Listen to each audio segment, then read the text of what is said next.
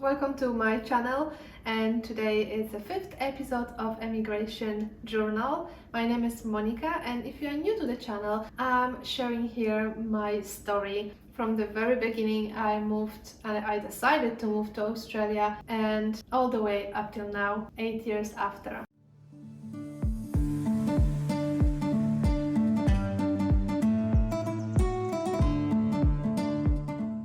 And what I'm trying to do here a little bit differently, I hope so. I want to show you the real migration process. There's no sugarcoating, there's no just showing off how great and amazing everything is. It's the facts, the reality, the struggle, everything in between, the good, the bad, the ugly. If you are thinking of migrating, or maybe you are in your journey, perhaps you can get something out of it. But I don't want to influence, advise, anything like that. It's not the purpose of those videos. I just want to share my experience, and perhaps if you can relate or if you can get something out of it, perfect. But in today's video, we are finally going to that big actual move. So in the previous video, I was explaining, why I decided to move to Australia, the process I've got the visa, and the preparation before moving. And today I want to talk a little bit about the actual moment that I sit on that plane. Nanook is bored, I don't know.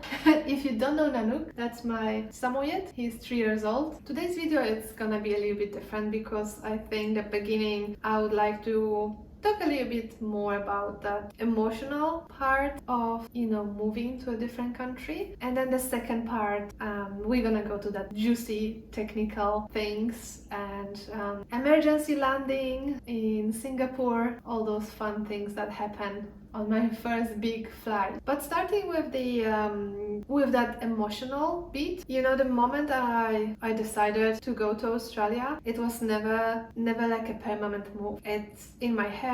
It was always, okay, I'm just going for a few months, I'll be back. At that time, I still was in a relationship. I think I knew that the relationship is probably going to end, but I think I was still hoping that me, going on that plane, that something will click and he will run after me. That was my wishful thinking, even though, because I am an optimist, but I'm also a realist, I know that those things just doesn't happen. So I kind of knew that probably that won't. But there's always still that bit of hope. But anyway, that moment I went to the airport, I was flying from Warsaw. I remember my mom, my stepfather, my sister was there, my stepsister was there, ex-boyfriend. And it was amazing because I think we don't really get together that often. So I felt like this is like a big moment, like suddenly everyone is there with me. So yeah, that was a big moment. And it's amazing because it was 8 years ago, and I just remember that I could see it like as it was yesterday. I see myself going through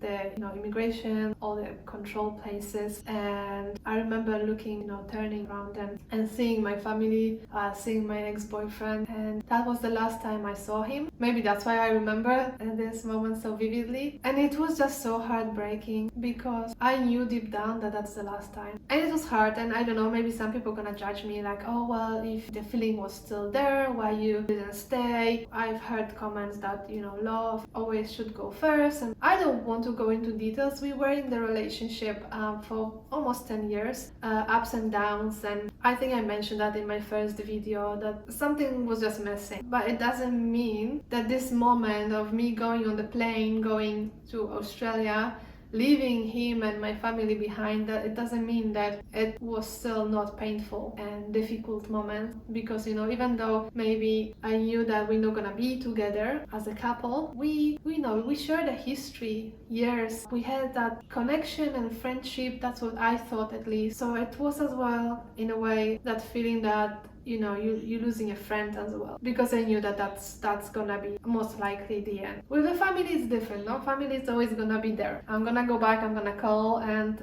family is there. With him it was different. But I'm not saying that because I feel guilty that I left. I knew that I would not be happy if I would stay. Even though it was difficult, I know it was the right decision. I went through all the customs, then I couldn't see them anymore. I went to that waiting room, home, and it was a mixed feeling. I don't know if you can imagine that. Maybe it's like excitement, you know, you're going to a new country, everything is gonna be new people, new places, new smells, new food, everything is gonna be different. So there was an excitement, there was as well fear, you know, I was scared. I'm not gonna lie to you, I mean, I am pretty adventurous person and I feel like I'm quite brave, but it doesn't mean that you're not scared. Like, you're still scared of doing those kind of things. You never know what's gonna happen, so it was scary. The first feeling that kind of was there, it was excitement and sadness. Sadness because I was leaving my family, everyone I knew, everything I knew, I was leaving that behind. And then there was that excitement for that new that is coming. Yes, you. I didn't even know that I'm gonna have a dog. I know. Now look at you. Mom, people are watching. Hey, it was like a roller coaster, to be honest, with all the feelings at once. It was crazy, like absolutely crazy. But anyhow, I'm on that plane, sitting, seeing my house, well, my home country,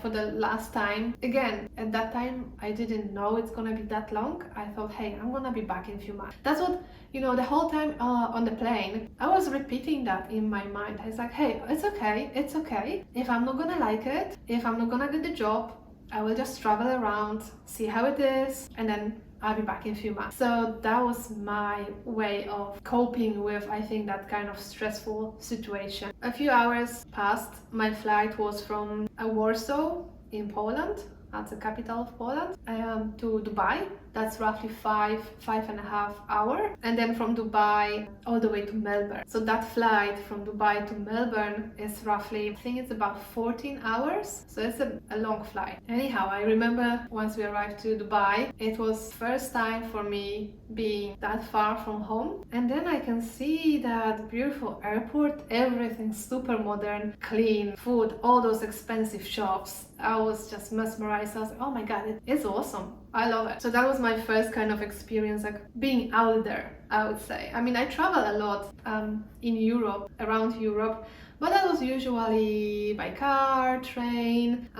Just few times I was really on a plane, and usually those small Ryanairs that you are squeezed like, you know, in a fish tank, like a little fish.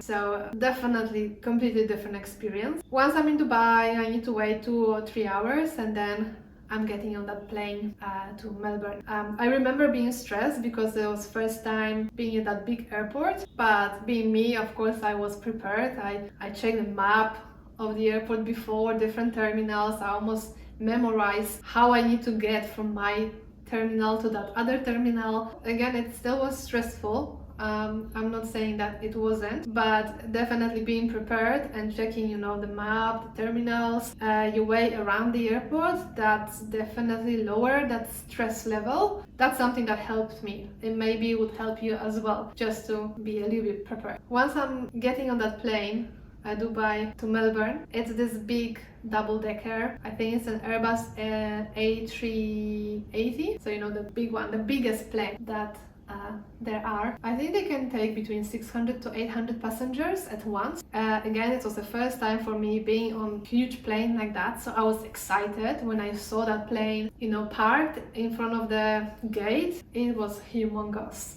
Really, like, I've never seen anything like that. And I know that probably sounds funny, because for everyone traveling, it's just so common and it's so easy to go around and jump on the plane. It's almost like going on the bus. But for me, you know, 8 years ago, that was, oh wow, it's amazing. And I'm not, you know, ashamed of that I'm excited about those kind of things, because I am. It's like wow, it's a big plane. I've never been on one. Anyhow, we are on that plane, Dubai to Melbourne, and I think it was a 6 hours roughly in that flight. So we were somewhere, as you can imagine the map, Dubai, Melbourne, we were somewhere in the middle of the Indian Ocean, when suddenly a captain is making that announcement and is saying that, well, I don't remember exactly what he said, but the message was basically, hey guys, one of the engines just stopped working.